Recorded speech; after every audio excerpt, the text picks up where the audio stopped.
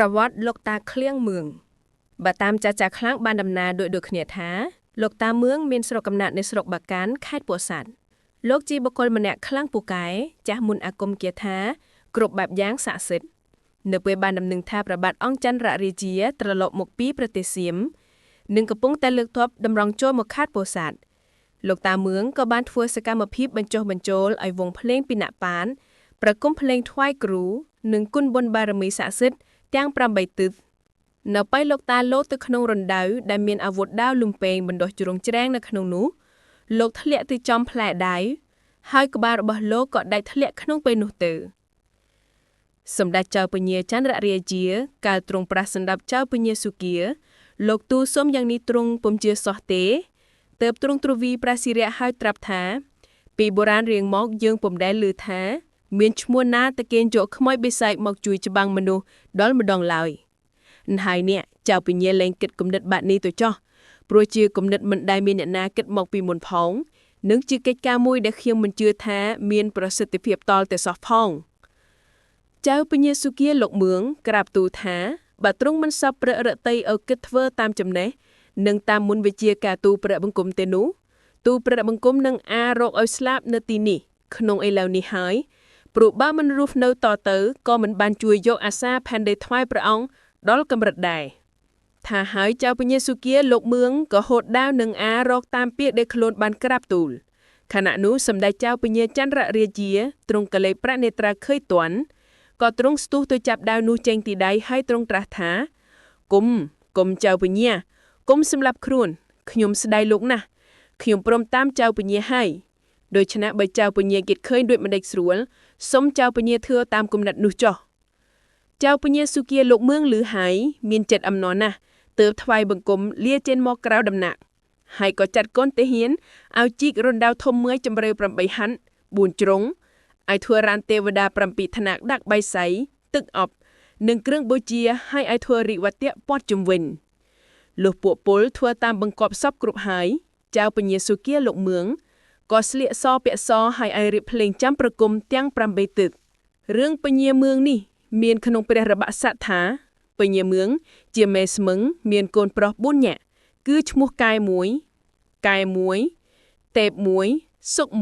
1ពញាមឿងមានសម្លាញ់ម្នាក់ឈ្មោះច័ន្ទស្មោះជាជំទប់មេស្មឹងភ្នំក្រវាញក្នុងក្រានោះសម្ដេចចៅពញាចន្ទររាជាព្រះអង្គមានអ្នកនាងម្នាក់ឈ្មោះអ្នកនាងខៀវអ្នកនាងខៀវនោះព្រះអង្គទ្រង់កភៈប្លាពីខាហើយអ្នកនាងមានបាវស្រីមួយឈ្មោះនាងពេញសាស្ត្រារបាក់ស័ក្តិនេះនិយាយទៀតថាក្នុងក្រាដែលសម្ដេចចៅពញាចន្ទររាជាស្ដេចលើកទ័ពពីក្រុងអយុធ្យាមកខេត្តពោធិ៍សាត់នោះពញាមឿងនាំតម្រៃសេះជាច្រើនទៅថ្វាយទុកទ្វេសង្គ្រាមប្រយុទ្ធនឹងព្រះស្រីចេតដាស្ដេចកនសម្ដេចចៅពញាចន្ទររាជាស្ដេចមកដល់ខេត្តក្រគរបាំងតយុទ្ធនឹងទ័ពព្រះស្រីចេតដាប៉ុន្តែខាងទ័ពព្រះស្រីចេតដាឈ្នះ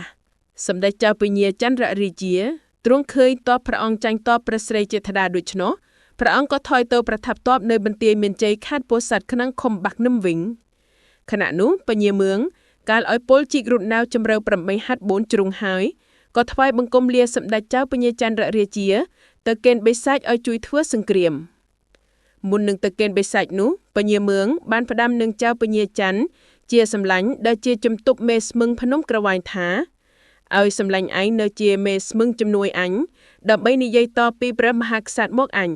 កុំបីឲ្យព្រះអង្គនិយាយផ្ទយនឹងអញឡើយមួយទៀតបើដល់វេលាយប់ថ្ងៃពេញបូរមីខែពិសាបើឯងឮសូរសន្ធឹកខ្ទរខ្ទរមេឃក្នុងដីហើយ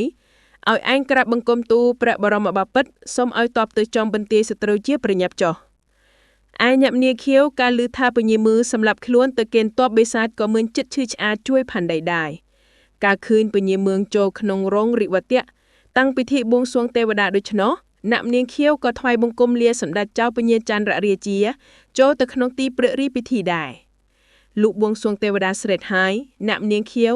និងពញាសុគាលោកមឿងក៏លោតទាំងពីរនាក់ទៅក្នុងរណ្ដៅព្រះបរមបាពិតនិងបណ្ដាជាខ្ញុំក្រុមរាជការជួយខាត់ផងតពុំស្ដាប់ក្នុងក្រានោះកូនពញាមឿង4នាក់ដែលព្រះបរមបាពិតស្ដេចបានតាំងជាមន្ត្រីទាំង4រួចហើយនោះគឺ1ឈ្មោះកែវទ្រង់បានតាំងជាចៅពញាវង្សាអគ្គរាជ 2. ឈ្មោះកាយទ្រង់បានតាំងជាចៅពញាបរទេសរាជ 3. ឈ្មោះទេពទ្រង់បានតាំងជាចៅពញាវិបុលារាជ 4. ឈ្មោះសុកទ្រង់បានតាំងជាពញារាជតេចាស់កូនទាំង4នោះការឃើញបិតាលោតសម្លាប់ខ្លួនតែកេណ្ឌបិសាចដូច្នោះក៏និយាយគិតគ្នាថាបិតាយើងទៅតែម្នាក់ឯងគ្មានគេទៅជួយបម្រើជួយគិតកេណ្ឌបិសាចថងបើយ៉ាងនេះក្រែងឪពុកយើងធ្វើការនេះពុំទាន់ការដូច្នេះត្រូវយើងកេណ្ឌទ័ពខ្មោចនៅជាមួយគាត់ថាតែប៉ុណ្ណោះកូនទាំង4នោះក៏ស្ទុះលោតទៅតាមបិតាទាំងអស់គ្នា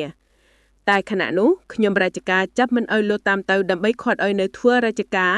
បាន2នាក់មកវិញគឺចៅពញាវិបុលរាជទេព 1. ចៅពញារាជតេជសុក 1. ឯចៅពញាវង្សាអគ្គរាជកែវនិងចៅពញាបរទេសរាជកាយជាកូនទី2នោះ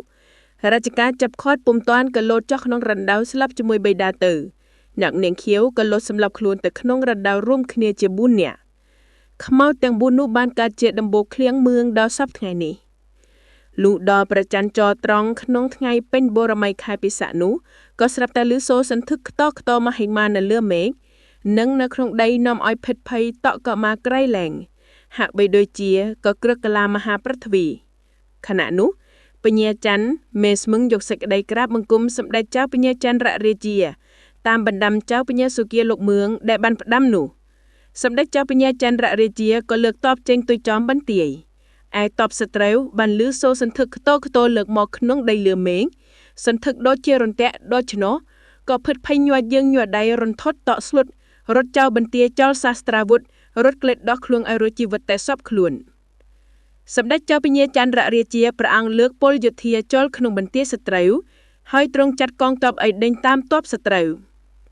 ព្រះអង្គបានគ្រឿងសាស្ត្រាវុធស្បៀងអាហារសេះដំរីជាច្រើនដែលមាននៅក្នុងបន្ទាយនោះទាំងប៉ុន្មាន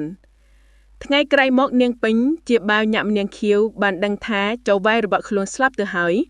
យទៅកើតជាបិសាចរក្សាស្រុកដូច្នោះនាងអធិដ្ឋានថាខ្ញុំសូមឲ្យបានទៅជួបនឹងចៅវាយខ្ញុំហើយឲ្យបានជាភ្នក់ភ្នូលព្រះនគរលុះបួងសួងស្រេចហើយនាងពេញក៏លត់ទឹកស្ទឹងពោធិ៍សាត់ចិត្តផ្សារក្រមនេះហើយស្លាប់ទៅកើតជាបិសាចស្ថិតក្នុងទី